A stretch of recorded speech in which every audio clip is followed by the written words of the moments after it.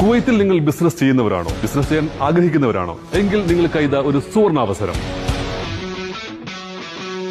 കുവൈത്തിലെ മലയാളികൾക്ക് വേണ്ടി ആദ്യമായി സംഘടിപ്പിക്കുന്ന ബിസിനസ് മീറ്റ് ഹോട്ടൽ ക്രൗൺ പ്ലാസയിൽ